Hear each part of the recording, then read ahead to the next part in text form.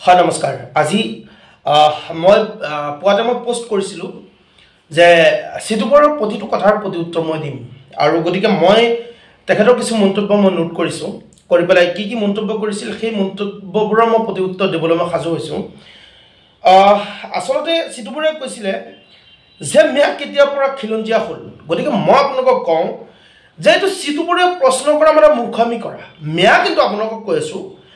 যি সময়ৰ পৰা অসম হৈছিল সেই সময়ৰ পৰা কিন্তু অসমত মিয়া খিলঞ্জীয়া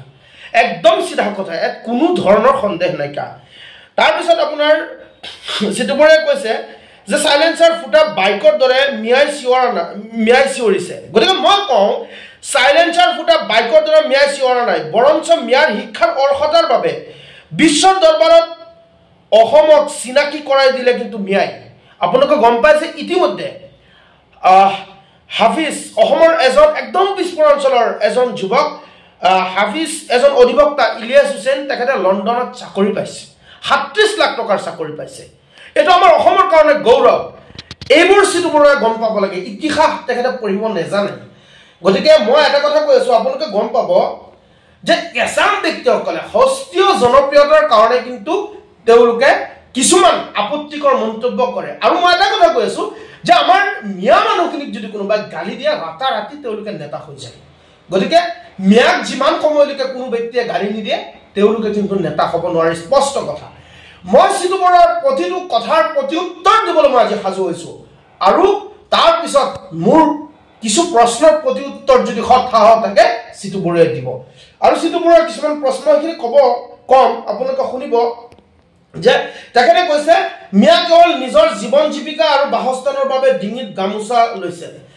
গতিকে এইটো সিটুপৰে জানিব লাগে যে মিয়াই অসমীয়া আই মাতৃৰ সন্মান ৰক্ষাৰ্থে যুগে যুগে শ্বহীদ হৈছে মিয়া গামোচা ডিঙিত এনেই দিয়া নাই গতিকে এইবোৰ কথা তেওঁলোকে জানিব লাগে মই তেওঁলোকক আজি বেয়া ধৰণে মই কিন্তু প্ৰতি উত্তৰ দিবলৈ অহা নাই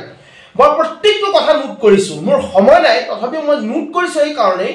যে তেওঁলোকে যি সময়ত নেকি আমাৰ অসমৰ হিন্দু মুছলমান ঐক্যতাৰ বান্ধোনত থাকি একতাৰে আমি আগুৱাই যাব লাগে সেই সময়ত এছাম উজনি অসমৰ কিছু ধুৰন্ধৰ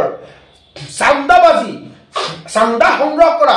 টেক্স কালেক্ট কৰা কিছু নেতা তেওঁলোকে কিন্তু এতিয়া বৰ্তমান ভাগ কৰাৰ চেষ্টা কৰিছে গতিকে সিটুপৰে ডাঙৰীয়াই তেখেতে কৈছে যে উজনি অসমৰ পৰা পুনৰ বোলে আমাৰ মিয়া মানুহক খেদি দিব মই চেলেঞ্জ কৰিছোঁ সিটুপৰক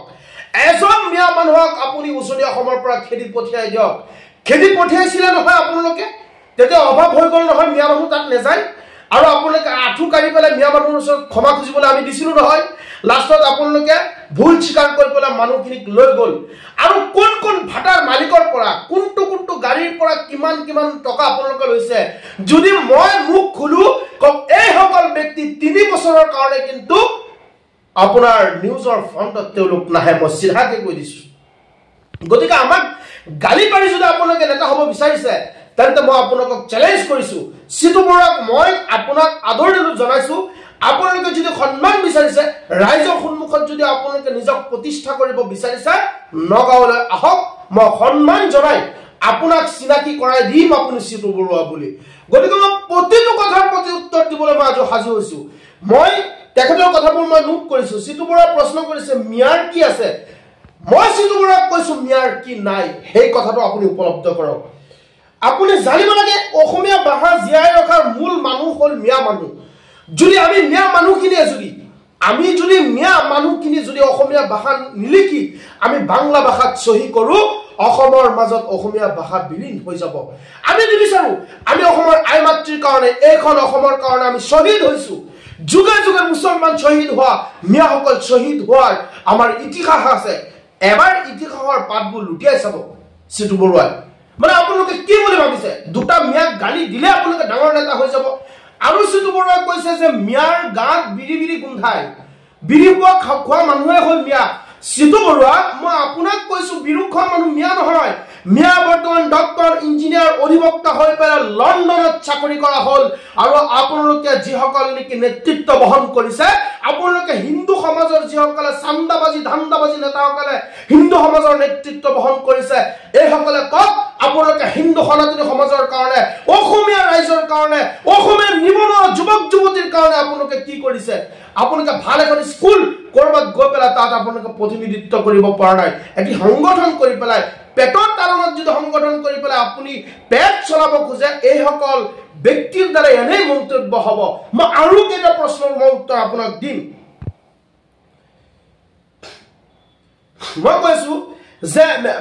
আসলতে কি জানে মানে কিছুমান শব্দ ভাষা তেওঁলোকক ক'ব নোৱাৰি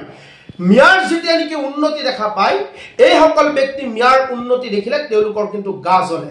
গতিকে মই তেওঁলোকক প্ৰশ্ন কৰো যে মিয়া জনগোষ্ঠীৰ কথা যদি আমি কওঁ তেনেহ'লে আপোনালোকৰ গা কিয় জ্বলে আমাক গালি দিব মিয়া আমি মানুহখিনি যেতিয়া গামোচা ডিঙিত লৈ পেলাই আমি আত্মসন্মান জনাম গামোচাক শ্ৰদ্ধা ভক্তি কৰিম হীৰাদিত্যৰ দৰে এজন ব্যক্তি গামোচাক দুচাও কৰি বাংলা গামোচাৰ লগত এটাচ কৰি পেলাই ইয়াত কৰি পেলাই যেতিয়া কোনোবা এজন মন্ত্ৰীৰ গাত ওলমাই দিছিল তেতিয়া আপোনালোকৰ জাতীয় চেতনা ক'ত আছিল আজি মুছলমান মানুহে হৰি মানে মূৰৰ ঘাম ভৰি পেলাই যেতিয়া কাম কৰে অসমীয়া আই মাতৃক সন্মান জনায় অসমীয়া স্বাভিমান গামোচাখনক মূৰত বান্ধি শ্ৰদ্ধা কৰি গোটেই দিন কষ্ট কৰি পেলাই আপোনালোকক পৰিশ্ৰমৰ বিনিময় তেওঁলোকে কৰা কষ্টৰ বিনিময় প্ৰদান কৰে অসমীয়া কিন্তু সিটো বৰুৱা আপোনালোকে নিউজৰ ফ্ৰণ্টত আহি পেলাই ডাঙৰ ডাঙৰ ভাষ্য মন্তব্য দিলে কিন্তু কোনোদিন কোনোবাই ডাঙৰ হৈ নাযায় গতিকে মই আপোনালোকক কম এটা কথা যেনে ধৰণে আপোনালোকে আমাৰ ওপৰত অন্যায় অত্যাচাৰ কৰিছে কৈ আছে যে কিছুদিন পূৰ্বে আপোনালোকে যেনে ধৰণে উজনি অসমৰ পৰা মিয়াৰ যিসকলে ভাড়া থাকিছিল সেইসকল ব্যক্তিৰ ৰুমে ৰুমে সোমাই পেলাই বনিয়া মানুহ কাম কৰা মানুহৰ ওপৰত অন্যায় অত্যাচাৰ কৰিছিল আৰু সেইসকল মিয়া যেতিয়া উভতি আহি গৈছিল তেওঁলোকক আকৌ আপোনালোকে হাতে ভৰিয়ে ধৰি পেলাই লৈ গৈছে গতিকে কম মিয়া লাহে লাহে শিক্ষিত হৈ আছে মিয়া ডক্টৰ ইঞ্জিনিয়াৰ অধিবক্তা শিক্ষিত ঘৰে ঘৰে হৈ আছে এটা প্ৰজন্মৰ পিছত উজনি অসমৰ এছাম লোকে আহি পেলাই মিয়াৰ ঘৰত বনিয়া হিচাপে কাম কৰিব লাগিব চ্যালেঞ্জ কৰিছো এটা প্ৰজন্ম মই আপোনালোকক দিছো আৰু সিটো বৰা যদি এনেকৈ কওঁ আপোনালোকে যদি অসমীয়া হিন্দু সনাতনী সমাজৰ মাজত যদি এওঁলোকক যদি আপোনালোকে গাৰ্জেন বনাই দিয়ে মনত ৰাখিব অসমীয়া সংস্কৃতি আৰু অসমীয়া কলা কৃষ্টি ধ্বংস হ'বলৈ বেছি দিন নালাগে মই চ্যালেঞ্জ কৰিছো সিটো বৰুৱাক আমি অসমীয়া জাতিৰ মাজত আমি বেলেগ একো নিবিচাৰো আমি মিয়া স্ব জনগোষ্ঠী বিচাৰিছো আমি বৃহত্তৰ অসমীয়া জাতিৰ এটা অংগ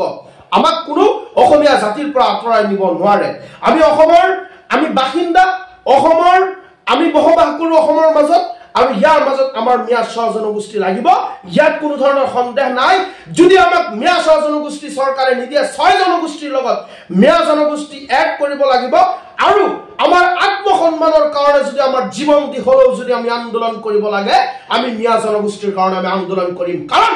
আমি এই শব্দৰ দ্বাৰা আৰু অপমানিত হ'ব নিবিচাৰো আমি আগত ডিঙিত গামোচা লৈ পেলাই জয় অসম কৈছিলো আমি কৈছিলো আমি মিয়া জনগোষ্ঠীৰ মানুহ